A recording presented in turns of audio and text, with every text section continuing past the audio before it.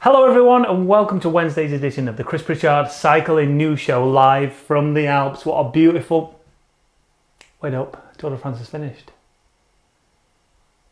We don't need this anymore, do we? Yeah. I can't believe they fell for it. What was it, like 7 episodes? And they all thought we were in France. Unbelievable. Transition.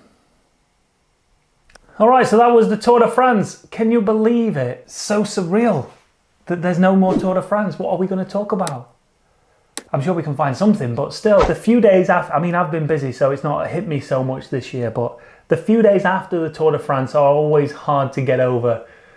You put the TV on expecting to see some cycling for the next 6 hours and you see nothing.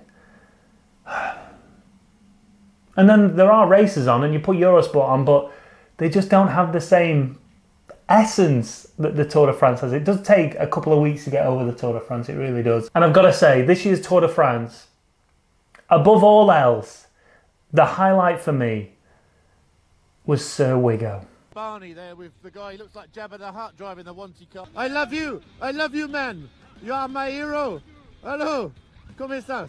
Okay, ¿cómo estás? That's Spanish. He speaks French, this gentleman. All right, Ed, how you doing, mate? Right in the heart of the group now. Might be able to get a chat with one of the boys. I doubt it. Get in trouble again now. Came up here in 2012, for anyone that remembers, the gentleman that had had his first beer decided it'd be a fantastic idea to throw down Tacks on the road. It took a fine Englishman to stop the race that day and let them come back. Yours truly. So we can't talk about the Tour de France. The hell are we going to talk about? Well, we'll start with YouTube creators because they seem to be just going off the chain at the minute with creating content. There's loads of things that we need to get through and we need to recommend and we need to show you. As always, links down in the description down below if I've done my job right. Let's hope I have. Let's hope I've learnt my lesson. First up, Cameron Jeffers. He has been a very naughty boy. Lovely little letter to return home to. Apparently, I was caught driving in a bus lane in Preston. I don't remember doing it, but they have got photograph evidence of my car in said bus lane, so I must have done it at some point. I mean, I'm normally pretty hot on stuff like that, but hey, Lancashire County Council, you stung me for 40 quid.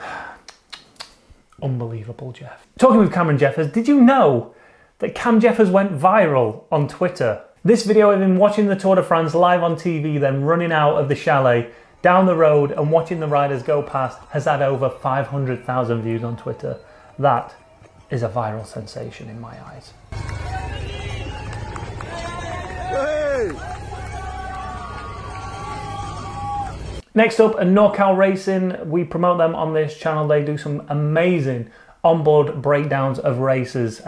They've set up a GoFundMe page because Jeff Linder, the guy behind NorCal Cycling, his friend was involved in an accident during a crit and he wants to try and help him out. So Jeff is trying to raise $7,500 to help his friend Brian Larson, who suffered a big crash after somebody's tub rolled in front of him at the Raphael Twilight Criterium. Now I'm sure if you already follow, if you're already subscribed to NorCal, then you'll probably already know about this. You might have already given to the GoFundMe, but if you want to go and help a fellow cyclist out by donating a small amount, then feel free to follow that link in that description. Fellow YouTuber Katie Kookaburra has just released her first ebook. It's called Cycling Made Simple. For only 10 of your English pounds, you can get her ebook, which is packed with advice on which bike to buy, how to climb, tips on commuting, and also roadside mechanics to ensure that you have everything you need to get you going. Now, if she's brought any value to your cycling life, if she's inspired you to get on your bike, if you've enjoyed following her journey, as she's used cycling for weight loss, as well as training, as well as racing, as well as commute. She's done it all. And I guess if she's brought you any value, then now's the time to support the channel. Go and get that book. You know, you might not be a beginner cyclist, you might know the ins and outs of cycling, but you might know somebody who wants to get into cycling, and that is a great introduction. Katie's way of getting messages across and delivering her YouTube content is great. So if the book is anything like her videos, then you're onto a winner. Make sure you go and support that channel down in the link in the description. Talking about inspiring women in cycling, the Internationals, who, get this right, they rode the complete Tour de France route designed for the men at 3,480 kilometers, I think it was. They rode it all a day before the pros did. And in doing so, they actually rode further than the pros did this year. Don't forget, stage 19 was reduced. Stage 20 was a reduced stage. So that means those women cycled more than the professional peloton did this year. And I think that's just amazing. Francis Cade has brought out a bonus video of the ladies down in the Champs-Élysées when they arrived in Paris. Again, link in the description. Go and check it out. Go and support them. Go and say well done. Just do whatever you need to do to show them women some love, because they did amazing. We rode all the stages of the Tour de France the day before the pros to show everyone that it's possible, that women can do it, and to raise awareness for the fact there is no female Tour de France. Just there's so many differences between men's and women's cycling, and we just want to try and do what we can to close that gap, make some conversations happen about women and cycling, make it more normal for women to be seen on bikes, chat about all the discrepancies of prize money and races that even if they happen there's no coverage. There's tons of role models but we don't see enough of them, so it's all that stuff. That's what we've been going on about for 3 weeks as we tootle around France. Alright, it's a bit of Zwift news now, and if you head over to Zwift events, there is a new event that has been created by none other than the Vegan Cyclist. This is the Vegan Cyclist 100 plus one ride. My favourite part of this description to this ride is this. For most, the Vegan Cyclist needs no introduction. The YouTuber became well known in the Zwift community after he went head to head against Cameron Jeffers in an uphill race. No mention of the organiser of said event. I mean, I'm not complaining. Hey, listen, that stream for me was one of the biggest streams I ever had. I think I had over 1,000 people watching at one time, so I ain't complaining, but hey, Zwift, come on. So let's change that. In fact, let's change that description. For most, the Vegan Cyclist needs no introduction.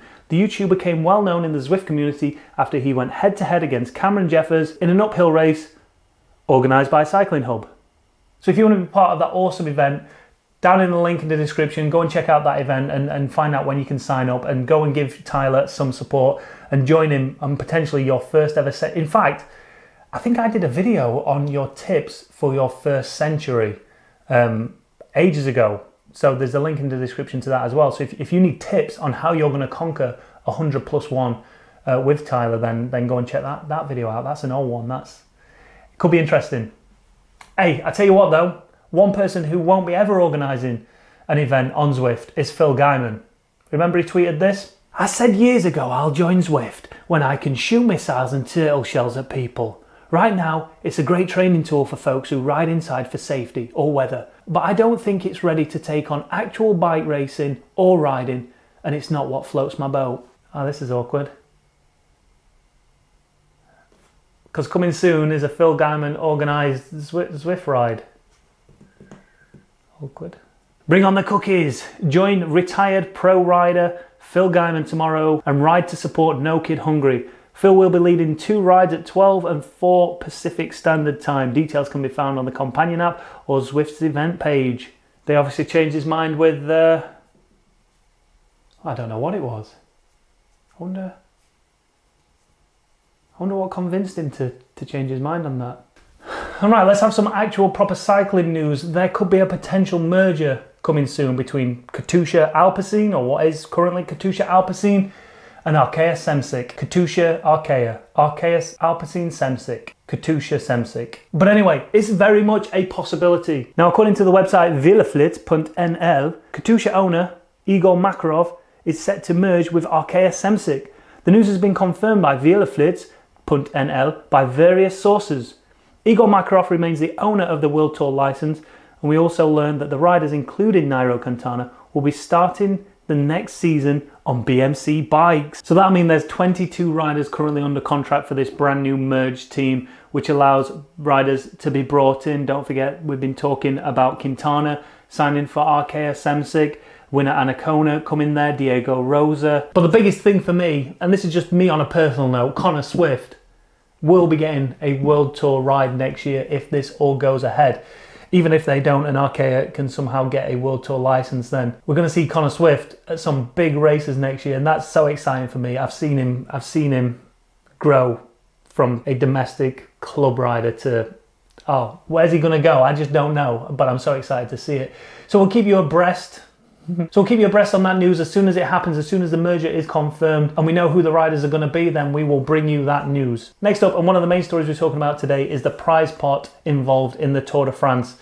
We'll get on to how insignificant it appears compared to other things, mainly the fortnight tournament that went off over the weekend. I know that has nothing to do with cycling, but that needs addressing because that's just ridiculous. But check out this video from Flow Bikes, who put together a flow chart, see what I did there, of the money earned throughout the Tour de France by the teams. As you can see, the biggest winners throughout the first couple of stages were Jumbo-Visma, just literally sweeping the floor with everybody else. The Quick-Step started to build a bit of a fun there, but really it was Bora, De Koenig and Jumbo-Visma that were just taking the lead.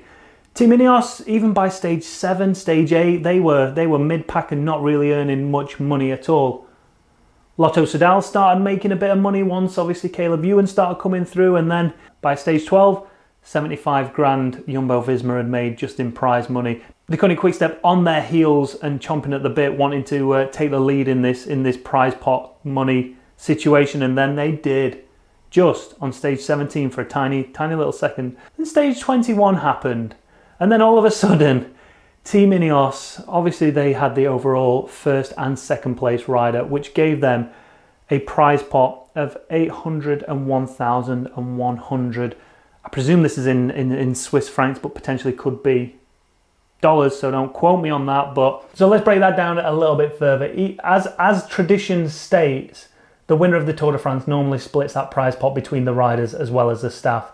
So even though Egan Bernal won half €500,000, that'll get divided equally between, I'm sure it goes to the staff, the Swannies, the carers, the helpers, the mechanics. It goes to everybody throughout the team to make sure that everybody receives, a bonus for making all that happen. So ultimately, it sounds like a lot of money, but when it's broken down, it probably isn't a great deal of money, especially when you think of the amount of time and effort that these riders put in. Because although it's 3 weeks, of riding, which is hard enough as it is, because you're riding at the max, but he's had to put how many years of training in just to get to that point, to be able to train sufficiently enough to be able to then get through the Tour de France. But not only that, but actually go on and win that Tour of France. It's, when you work it out as a pounds per hour or pounds per effort, it just dies into insignificance when you compare it to, I don't know, a computer game tournament that went off over the weekend. Your Fortnite World Champion, Booga!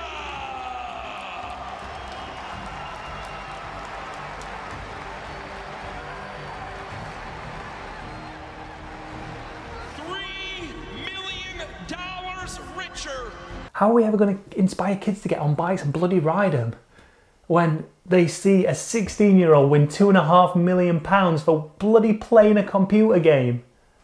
And yeah, he will have put a lot of effort in, but he wouldn't have been getting up at 6 a.m. every morning, going out on his bike, climbing mountains and putting himself in such a horrendous physical fatigued box that he just wants to cry. No, he might have just skipped school a little bit, or told his mum he was going to school, then come back home and play computer games all day. Now, when it comes to cycling and when it comes to sport in general, the majority of people never get into the sport to earn millions. And I guess it's the same with Fortnite.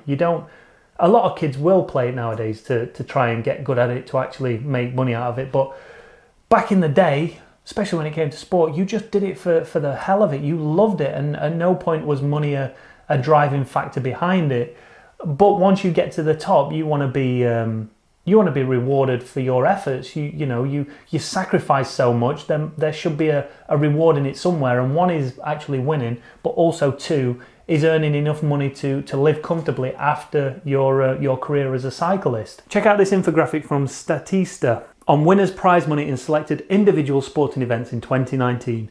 The Fortnite World Champion bags $3 million prize money, only second to the US Open winner, who receives $3.85 million.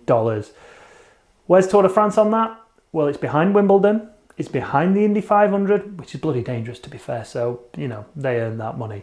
The Masters, if you can win the Masters, if you can put a little ball in a hole a lot better than anybody else can, then you stand a chance of winning $2 million. Now, if you weren't physically built to be an athlete, to be a sportsman, there's potential earnings in darts. You can win 600 grand by throwing some darts at a board. Like, most people do that in a pub while getting pissed. So if you can learn how to do that without getting drunk and be good at it, you could earn 600 grand. Still, a lot easier to learn how to play a computer game than it is to play darts. Tour de France is behind the darts world champion, $570,000 if you win the Tour de France. Now, let's have a look at this, and I have got a little bit of a bias, I will say that, and I guess you will have as well, because we're all cycling fans, right? But when you look at the effort it takes to win, let's say, the US Open, yeah, it takes a lot of training. I understand that. It takes a lot of skill. But how much suffering does it take? They're going to get fatigued and tired. I know that. But how much suffering? Let's compare that suffering to someone who's playing Fortnite. What kind of suffering are they going to go through? Potential cramp in their legs because they don't move. They might get a numb bum. They might get repetitive strain syndrome from that's a mouse action, from tapping buttons and mousing. The Tour de France or any Grand Tour is just an amazing feat of endurance, an amazing feat of physical and mental endurance to be able to get through one of those Tour de France's. And personally, when you compare it to playing a computer game and someone that's earning like 6 times as much as a Tour de France winner, I don't know, I just feel that there should be more of a prize pot for these riders who do this. That's just my personal opinion. What do you think? Let me know in the comments below. Do you think Tour de France riders are adequately compensated with prize money for what they put their bodies through, or not? Next up, shock news. Oh my God. Police have been called after a complaint was lodged against Lance Armstrong. Has he been lying? Has he been doping? Well, it appears he's not really done anything at all. According to this story on Road CC, Aspen police respond to complaint about Lance Armstrong versus George Hincapie bike race. According to the Aspen Times report, the newspaper said that it had received an email from a resident who claimed, without mentioning the camera truck, that the race almost took out my twin dogs and house guests. All right, first up, what are twin dogs? Like, if a dog is born at the same time, is it a twin? I don't know, this is a question I'm asking. Leave me a comment down below. What the hell is a twin dog? Are they actually twins, or were they just born at the same time? Or is this just one of those pretentious people who, because these dogs look similar, think they're twins? And they're called Boris and Doris. Anyway, basically what happened was this person has lodged a complaint about this truck that potentially might have, I don't know, not stopped in time at a zebra crossing or got too close to the curb where his precious little pretentious dogs were sat. I don't know. But anyway, someone felt compelled to send an email and try and put Lance Armstrong and George Hincapie in hot water. However, this story, as you have worked out by now, is a bloody nothing story. But we thought we'd report it because it's cycling news. To be fair to Lance and George Hincapie, this video looks pretty cool. They go head to head in the mountain bike challenge. I don't think the video's out yet, but when it is, we'll make sure we link it and give it a bit of a reaction. I know there's a lot of hate for Lance Armstrong. It's cool. Guess what? You see this right here? Yeah. You will not see this Sunday. You know what you're going to see Sunday. Ready? Go! Dude, he's trying to knock me off my game for part Sunday. of the strategy. No, okay. This is you have to race. You understand this, right? He sent the city bus to cut us off. Hunter unit sounds like they are headed into the valley now. The one time I did hit the front, he yelled at me because he was getting too much dust in his face. So I went back to the back. I feel like Sunday is my chance to shine and put a little dust in his face. Anyway, that's your lot for today. As ever, don't forget to hit that subscribe button, hit that like button, hit that dislike button if you've not liked it. If you've got any comments, suggestions, anything like that, then leave them down below. I love listening to your comments. The trollier the better, in my opinion. We've got some, I'm going to have Troll Corner Tuesday, I think. Every Tuesday we're going to go through those trolley comments, those mean comments, those idiots who think it's okay to abuse people on the internet. We'll call them out for what they are.